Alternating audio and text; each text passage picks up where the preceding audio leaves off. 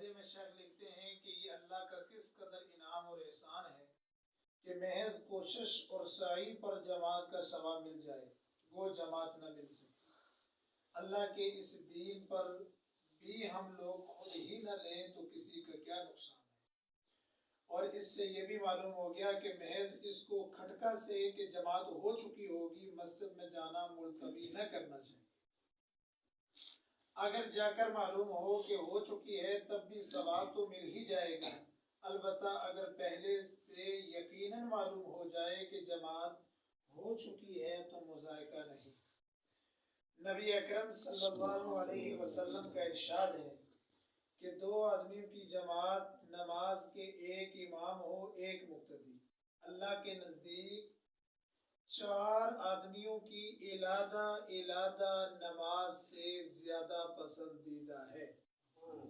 اسی طرح چار آدمیوں کی جماعت کی نماز 8 آدمیوں کی متفرق نماز سے زیادہ محبوب ہے،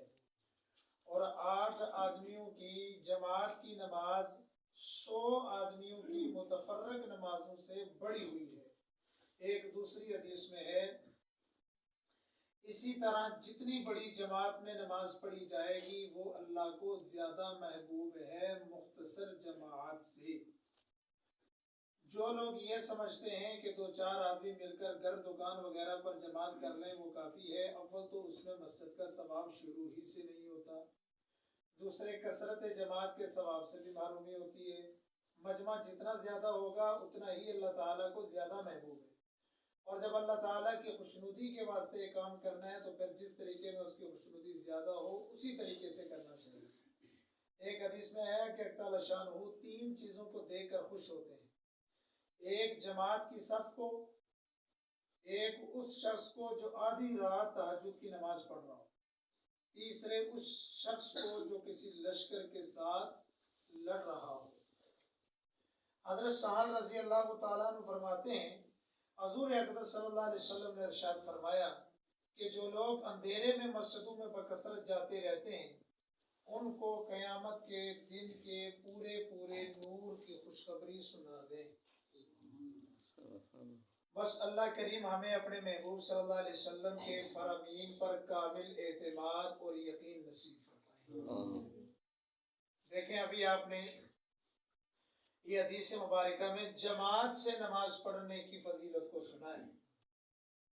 اور اللہ نے جو ہمارے محبوب صلی اللہ علیہ وسلم کو جو نماز سکھائی ہے بواسطہ جبرائیل علیہ السلام سے جو نماز سکھائی ہے نا وہ اللہ کی ذات نے جماعت کے ساتھ سکھائی ہے۔ یا نبی جی آپ نے اپنی امت کو ایسے نماز پڑھانی ہے تو وہ جماعت کی شکل میں ہے، تو کیوں نہ بھائی ہم اپنی زندگی میں یہ عادت ڈالیں کہ اپنے آپ نماز تو پڑھنی ہے۔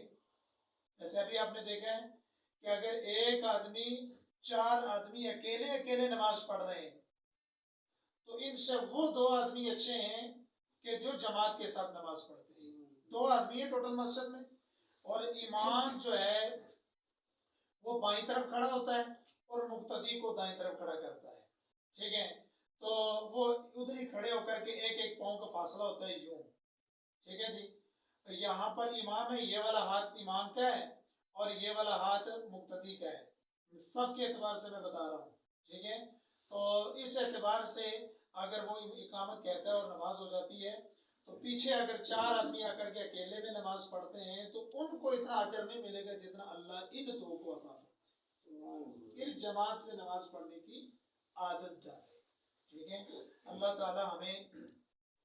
اور ساتھ ساتھ جس دن آپ لوگ، میرا تو دل الحمدللہ ایک مرتبہ باغ ہو جاتا ہے، خوش ہو جاتا ہوں، ٹھیک ہے، میں یقیناً آپ بھی ایمان والے لوگ ہیں، مسلمان ہیں، آپ لوگ بھی خوش ہوتے ہوں گے کہ ہماری مسجد میں الحمدللہ اتنی تعداد نمازیوں کی، ایک دل کو سکون ہوتا ہے، ٹھیک ہے، لیکن ایک ہے کہ اب دل کے اندر خوش ہوں لیکن اس خوشی کو سدا بہار برقرار رکھنے کے لیے ہم دعاؤں میں یاد رکھیں، دعا میں اللہ سے مانگتے رہیں کہ اے اللہ ہمارے نوجوانوں کو قبول فرما لیں، اور ایک بات ہم اپنے دل و دماغ کے اندر یہ بالکل پکی بٹھا لیں بالکل